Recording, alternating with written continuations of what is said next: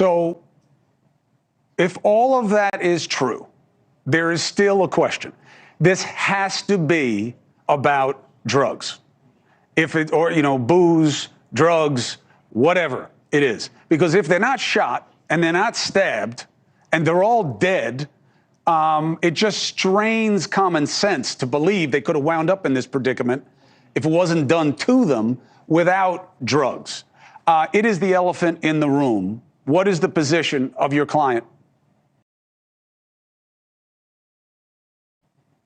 As I told you last night, Chris, I'm not in a position to comment on that at this time for a variety of reasons, not just on behalf of Jordan. And when and if the toxicology report comes out and when we get it, I'd certainly be happy to comment on it at that time. I'm not going to speculate about the activity and the behavior of other people who were not in the presence of my client at some point in time that evening or early morning hours. And look, we both understand the dilemma, okay? If the tox comes out and they had whatever it is in it that makes this a more understandable situation, he's now going to be chasing his responsibility as opposed to being in front of it and owning what happened that night. And one of those is a much more satisfying thing in terms of credibility. You're aware that that is the dilemma here. No, I don't see it that way. And, he has an attorney and I'm representing his best interest. And he did nothing wrong. And that's what we're saying. That's what we're maintaining. And that's what we're going to say, no matter what comes back in that autopsy report.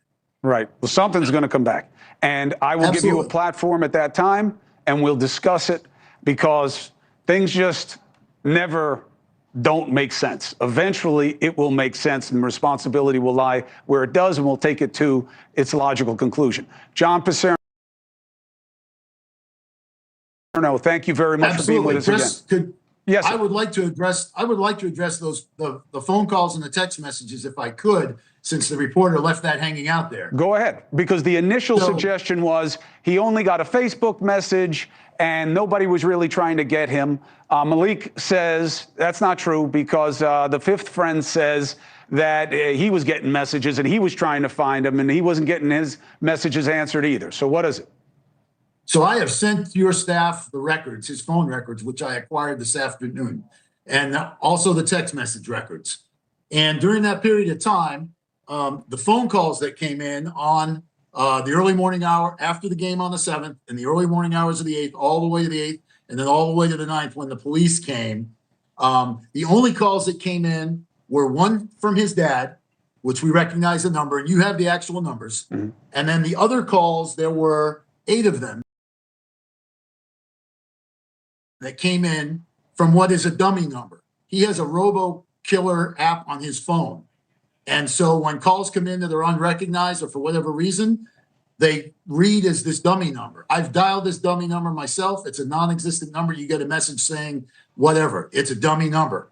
And then the only other call that came in was all zeros, a call that he blocked again from a robocop. What about the text messages? Yeah. Robotext. Yeah. As far as the text messages go, which you have, there are a series of incoming text messages. That's all we have. There are no outgoing text messages. So the corollary to that, what goes along with what makes sense to that is when you and I get a text message, typically we're going to respond. If somebody texts you and says, hey, these 3 guys are missing, and they're your friend, you're going to respond. If Alex had said, if someone had said to him, the text message came in, why don't you respond? You would respond to your friend, right? That's what you would do. Maybe. The reporter wanted to twist my words when I said he didn't receive any messages. And technically I'm right. His phone received the messages. If you don't look at it, you did not receive the messages. I guess I should have said he didn't read the messages.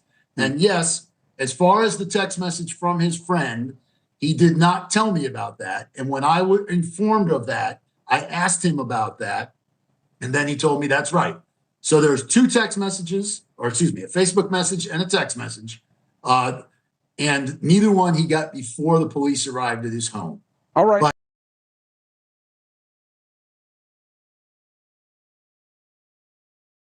the phone records that you have are consistent with him. If you look at them, The calls were early in the morning. Yeah, and we then have his them. dad called at noon and he picked up. He didn't pick up any in the morning. He didn't pick up any in the evening when he would have been sleeping. There were no other phone calls. And the text messages, the same way. There's no outgoing text messages those 2 days. Right. Which, as you know, who can stay off their phone for 2 days straight unless you're principally sleeping it out of it and you don't have your phone around you? So everything is consistent with what he's saying. If you didn't see them leave, that's one thing. If you did see them leave, then it leads to questions of, well, where did you think they were going? Why didn't you go with them, et cetera, et cetera?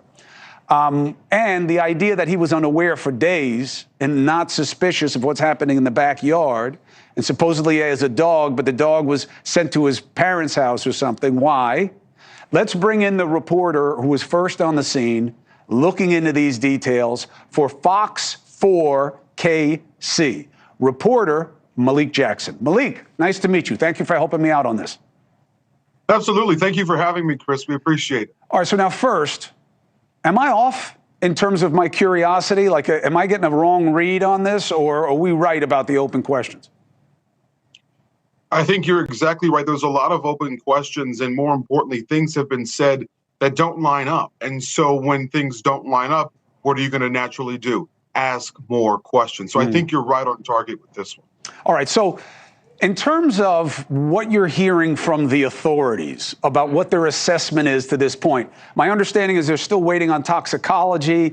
I've been told that takes a couple of weeks, but I thought that you got like a quick mix, like 1 or 2 days afterwards, that gives them something to go on about cause of death. What are you being told about what they're looking at? So I spoke on the phone actually with the medical examiner that is dealing with this case. And basically, when there's no obvious signs of foul play, like no gunshot wounds, no stab wounds, it takes longer because they need those toxicology reports. And they have to send them out of state. So it takes 6 to 8 weeks already. But depending on how complex the results are once they get them, it could stretch longer than that 8 weeks. So we are in this waiting period right now, and we really don't know when we're going to have these answers. And at the end of the day, Chris, and I know you understand this, there's 3 families. It's interesting. We don't know what happened. We all want to know, but there's 3 families right now that have no idea how their loved ones are gone. And the idea of having to wait maybe longer than 8 weeks, it's frustrating for them. So what did the 5th guy have to say, who was there but not the whole time? He left. What did he have to say? And Malik, let me know what your 2 biggest open questions are, and I'll put them to the attorney for you afterwards. So what does the 5th guy say? And good on you for getting an interview with him. And what are your questions? So the 5th guy responded basically saying, because we spoke with Jordan Willis's attorney, John Picerno, on Monday. And when we spoke with him, he told us that Jordan went to sleep. So it was a different story that he said in the statement on Saturday that he released. It was a different story that he told Ashley Banfield hours after we sat down with him. And we have it on tape. He said his client went to sleep, and so that these men were still in his house. So when I talked to him, my first question was, well, when you left the house, were they still alive? Were you the last person to see them alive? And he unequivocally said that is untrue. I was not the last person there. I spoke with his attorney, and his attorney told us, he was there until a little after midnight. And when he left, all of these men, all 4 men, so the 3 victims and Jordan Willis, they were awake, they were there, and they were watching Jeopardy on TV. My questions are, Chris, at this point are simply, so at first we were told he only received messages through Facebook. Okay.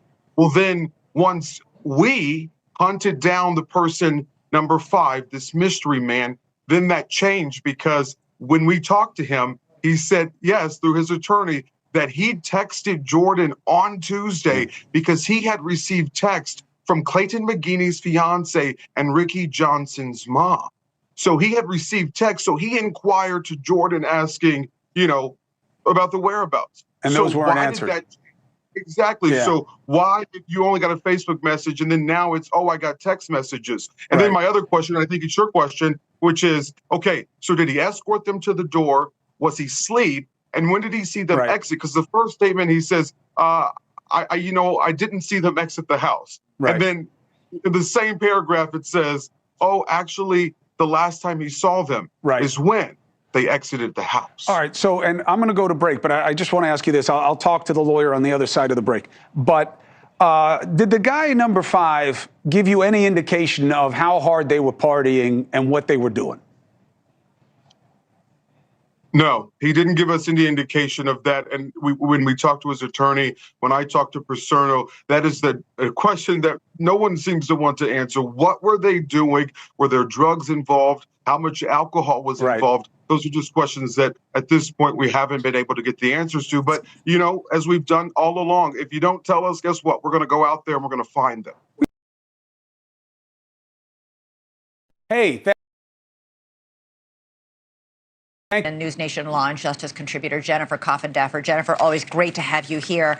Are you surprised that these families of these victims are completely in the dark? There's been all sorts of weird, sometimes contradictory information coming out from Jordan Willis and his lawyer, who have spoken briefly and sporadically. Why are these families not being told anything by Kansas City police?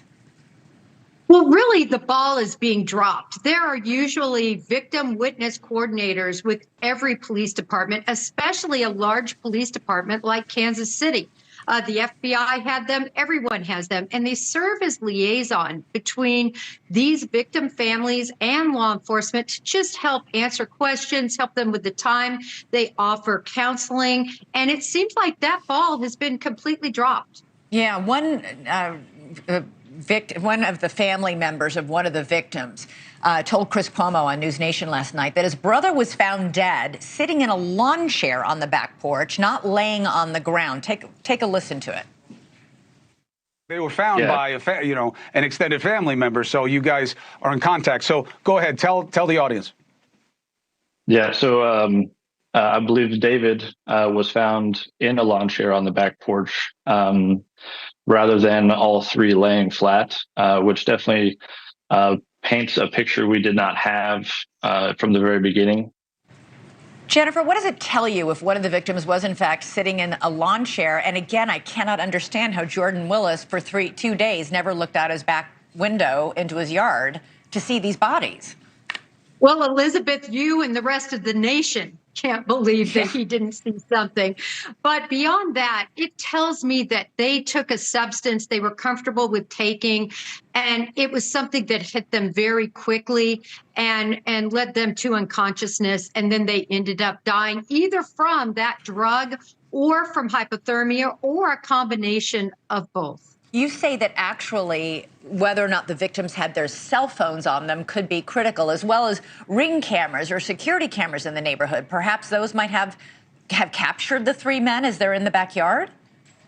Well, it's really crucial that Kansas City do a canvas. They need to do a neighborhood canvas, not only to talk to individuals, but to also see who has those ring cameras and what was seen. Just imagine what's going to happen if that door actually did open and this individual resident was actually up and about and looking around. That's going to put a hole in his story that he was just asleep and had headphones on for 2 days. So, Elizabeth, that's important information that I hope Kansas City PD is digging deep into.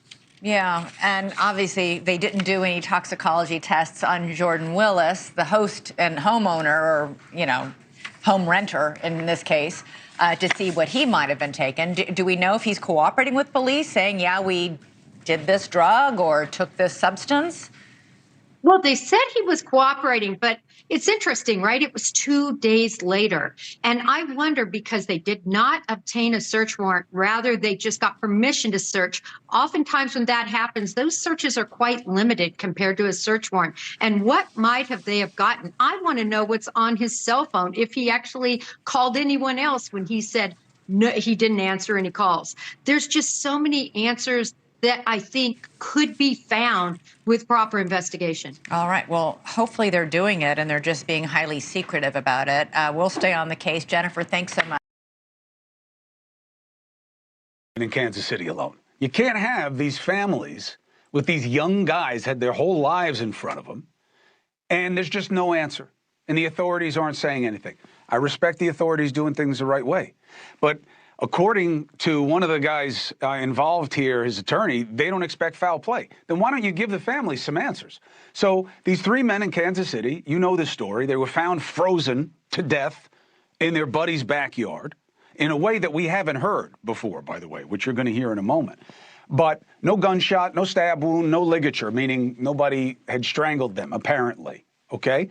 So they send it out for an autopsy and toxicology. They say 8 weeks. 8 weeks. You can't bury, you can't mourn, you can't know. The families want answers. So we keep doing this story. And not to hype about it, because we can only know what is shown. All right? The family knows what these guys were about and what they were doing and who this friend was to them. Let's bring in the brother of Ricky Johnson, one of the deceased. We had his father on last week. Jonathan Price is his name, and he joins us now. Jonathan, I'm sorry for your loss. Thank you, Chris. So how's the family holding up with the unknown? It's the same every day, with, the lack of answers, the inability to really truly mourn without any form of cause. It's just very difficult. I don't think I'll ever move on really I'll never move on, but especially not knowing what happened to my brother. And I'm not one of these people that tries to speculate and stuff like that, but I want ideas out there. I want to be involved more. My mother, Ricky's father, they want to be involved more, and we're just not getting answers from anybody, even the people that claim they're doing the investigation. So is it true that you guys have been trying to get the police to tell you what's happening and that they are not in communication with you? That's correct. Is there any reason, is there some protocol in Kansas City I'm not aware of where they're not allowed to interface with the families of victims of crimes? Because usually that's like the main interface. Yes, and you would think so, especially with something like this. And I'm not saying there was or was not a crime, but if you immediately suspect no foul play, then you should have a story. You should have something to tell the families. And for no one to hear anything, that doesn't make any sense. And I think that's one of the main reasons why this is getting so big. So 2 things that you've said that I haven't heard before. One, you seem to know something about where these men were found that I haven't heard. What information do you have about specifically where they were in the backyard and how they were situated? Well, I don't have firsthand knowledge, but I have heard, because as being a brother, I'm looking at everything. I'm looking at everything anybody posts, whether it's, information I feel is useful or information I don't feel is useful. But information I did find. Well, you also know who found them, right? I mean, they were found by an extended family member. So you guys are in contact. So go ahead, tell the audience. Yeah. So I believe David was found in a lawn chair on the back porch, rather than all 3 laying flat, which definitely paints a picture we did not have from the very beginning. And it definitely brings up some questions that you would have, especially with somebody that, I don't care who you are, where you live, if it's snowing outside, you're looking at how bad it's getting, especially if you have any type of responsibilities of leaving your house in any way, shape, or form. It doesn't matter if you work from home, you got to leave sometime. And from his lawyer, we don't know if he left or not, because he started out saying that he left the home sporadically throughout the day.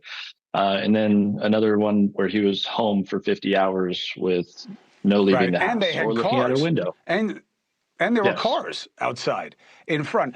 And you have a feeling that an intoxicant was involved, and you know your brother, and this is not a judgment thing. I don't care how he liked to spend his free time. It's not what this is about. You believe that the answer here lies in something that your brother didn't know he was taking. Yes, absolutely. I don't even speculate on what my brother has or has not done in the past, because that wouldn't be firsthand knowledge of mine either. I just know that my brother was a good man. He loved his daughters to death. He absolutely had future plans to be a father to them for the rest of their lives, and he would not jeopardize that. So it just doesn't make any sense. Hey.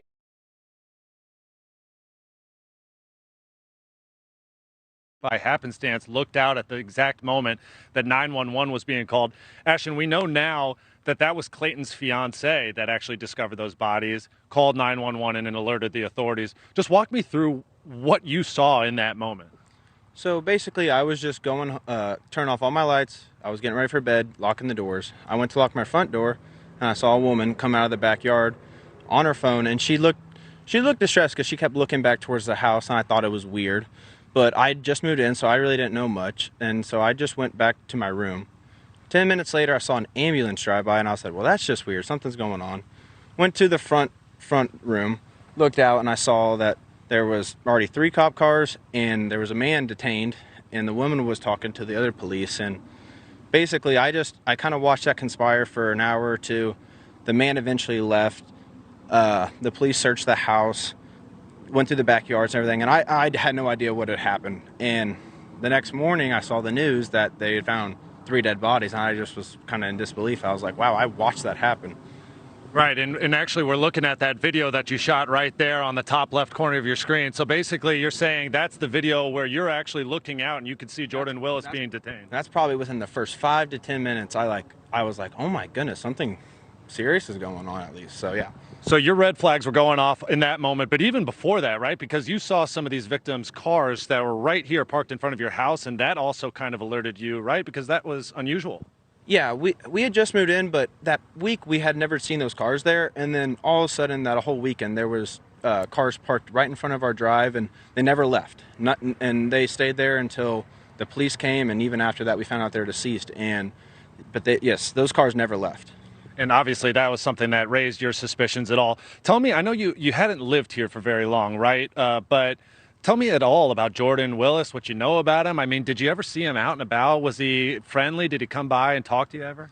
Honestly, I've never seen him out. I never saw him or talked to him, so I cannot speak for that, honestly. I do not know.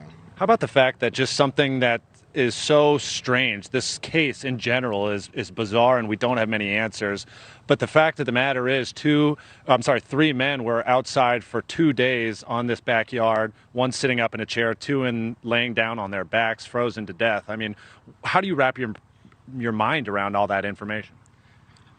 It's a lot, honestly. I imagine it has something to do with a bad drug or something, but it's strange that how long it occurred for people for something to notice like that. If it happened on a Sunday, that's a long time, and I feel like something should have been said, I would imagine. Yeah, it's hard to say out loud because you don't have all the information, but the fact of the matter is 3 men are now dead. Does it feel like you're getting, or your community is getting, the answers it deserves right now? That seems to be the big issue that the families have, is it just doesn't feel like they're getting closure because they're not getting answers. Yeah, I feel for the families and that they just want to know what really happened. And I feel like if we need to know, we need to know.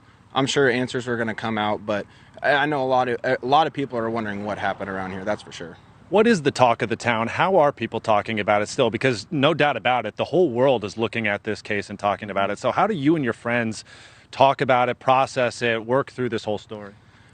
We just kind of sit down and talk about it. Sometimes we'll be talking about like what could have really happened. Like how do your 3 buddies, just you not notice them for 2 days outside in the backyard? So it's really strange for me and all of our friends.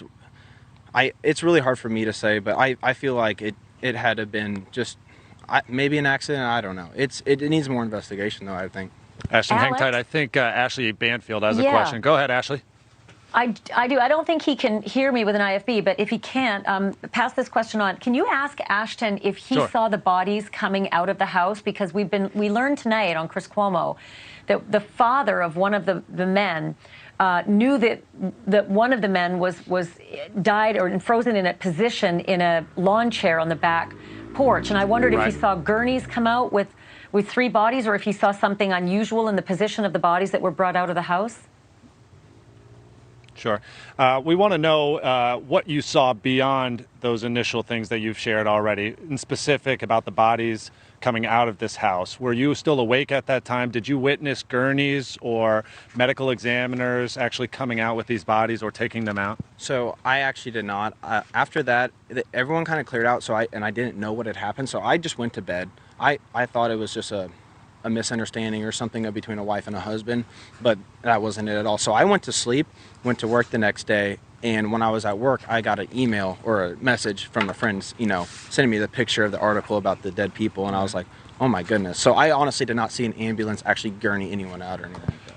What do you remember about the conditions during those days here in Kansas City? Obviously, these bodies were found frozen. Do you remember it being cold, freezing? Obviously, you saw this woman talking on her cell phone at night, 10 o'clock at night in the winter weather, and so that raised your alarms. But what do you remember just about the temperatures or the weather around that time? It was cold. It was really cold. I had gone hunting that Sunday, and we hunted a pond, and we actually had to put pretty much an ice prop in there to make the pond open. So I mean, if that tells you anything, we could walk on the ice. That's how thick it was. So I mean, it was definitely below freezing, and not temperatures you want to just be outside hanging out in with no clothes. Yeah, enough to raise red flags. Ashton, thank you very much for sharing that insight with us. Thank